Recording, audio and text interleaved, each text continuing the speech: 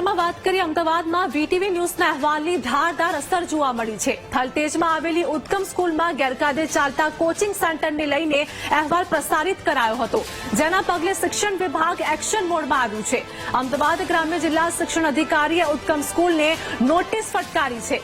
અમદાવાદ ગ્રામ્ય જિલ્લા શિક્ષણ અધિકારીએ નોટિસ ફટકારી શનિવાર સાંજ સુધીમાં શાળાના સંચાલકોને ખુલાસો કરવા આદેશ આપ્યો છે। તો શિક્ષણ અધિકારીએ ટીમને શાળામાં જઈને તપાસ કરવાના આદેશ પણ આપ્યા છે। મહત્વનું છે કે વેકેશનમાં પૈસા કમાવાની લાલમાં ઉત્તમ સ્કૂલે શાળા કેમ્પસમાં જ ખાનગી કોચિંગ સેન્ટર શરૂ કર્યું છે અને કીસ્ટોન નામના કોચિંગ સેન્ટરમાં ધોરણ 11 અને 12ના વિદ્યાર્થીઓને અભ્યાસ કરવામાં આવી રહ્યો છે। જો કે વીટીવી ન્યૂઝના અહેવાલ પછી શિક્ષણ વિભાગ સતર્ક થયું છે અને શાળાને સમગ્ર મુદ્દે નોટિસ ફટકારી જવાબ આપવા પણ આદેશ કર્યો છે।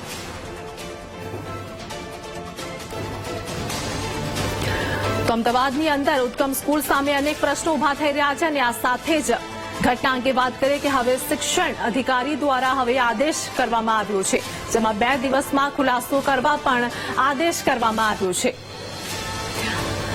જેમાં અમદાવાદ ગ્રામ્ય જિલ્લા શિક્ષણ અધિકારીએ નોટિસ ફટકારી ખુલાસો પણ માંગ્યો છે। શિક્ષણ અધિકારીએ ટીમને શાળામાં જઈને તપાસ કરવાના પણ આદેશ આપ્યા છે।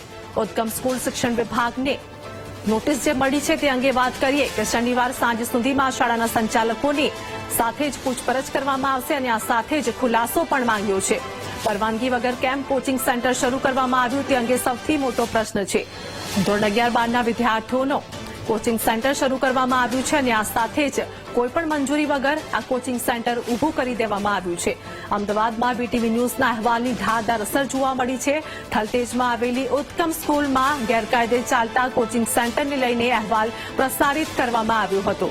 તો અનેક પ્રશ્નો ઉભા થઈ રહ્યા છે। હજુ કેટલી શાળામાં કોચિંગના નામે ફી વસૂલવામાં આવે છે, આ સાથે જ વાત કરીએ જેમાં અનેક પ્રશ્નો ઉભા થઈ રહ્યા છે। ઉનાળુ વેકેશન ખાનગી શાળાઓ માટે હવે કમાણીની તક બન્યું હોય તેવું પણ જોવા મળી રહ્યું છે।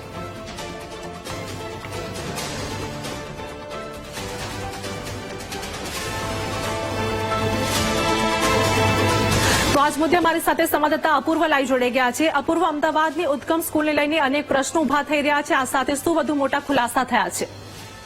જે ચોક્કસ પ્રમાણે વિગતો સામે આવી હતી કે ઉદ્ગમ સ્કૂલે પોતાના જ કેમ્પસમાં ખાનગી કોચિંગ સેન્ટર શરૂ કરી દીધું છે અને તે કેમ્પસમાં જ ખાનગી કોચિંગમાં વિદ્યાર્થીઓને અભ્યાસ કરવા માટેની જે છે તે જાહેરાત અનેક જગ્યાએ કરવામાં આવી હતી। તેને જ લઈને વીટીવી અહેવાલ પ્રસારિત કર્યો હતો અને એ અહેવાલ પ્રસારિત થયા બાદ જ હવે જિલ્લા શિક્ષણ અધિકારીએ શાળાને નોટિસ ફટકારી છે અને આવતીકાલ સાંજ સુધીમાં ખુલાસો રજૂ કરવા માટે આદેશ કર્યો છે। એટલે ચોક્કસથી કહી શકાય કે જે પ્રમાણે શાળાની મનમાની સામે આવી હતી, શાળાને જે નિયમો જે છે તે નેવે મૂક્યા હતા અને તેને જ લઈને હવે જિલ્લા શિક્ષણ અધિકારીએ કડક સૂચના આપી છે અને તેમની જે ટીમ છે તેને શાળામાં તપાસ કરવા માટેનો આદેશ પણ જિલ્લા શિક્ષણ અધિકારીએ કર્યો છે। એટલે ચોક્કસથી કહી શકાય કે જે પ્રમાણે વીટીવી અહેવાલ પ્રસારિત કર્યો તે બાદ જિલ્લા શિક્ષણ અધિકારી હવે એક્શનમાં આવ્યા છે અને આવતીકાલે જિલ્લા શિક્ષણ અધિકારીની ટીમ શાળામાં તપાસ કરશે અને તપાસનો રિપોર્ટ જે છે તે જિલ્લા શિક્ષણ અધિકારીને સબમિટ કરાવશે અને તે બાદ જ શાળા દ્વારા પણ સંચાલકો જે છે તે આ સમગ્ર વિવાદને લઈને ખુલાસો કરશે અને સમગ્ર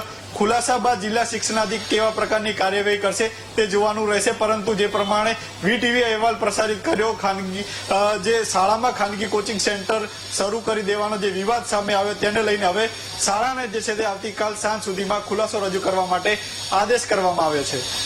જી આભાર અપૂર્વ, અમારી સાથે જોડાવા બદલ, સમગ્ર માહિતી આપવા બદલ।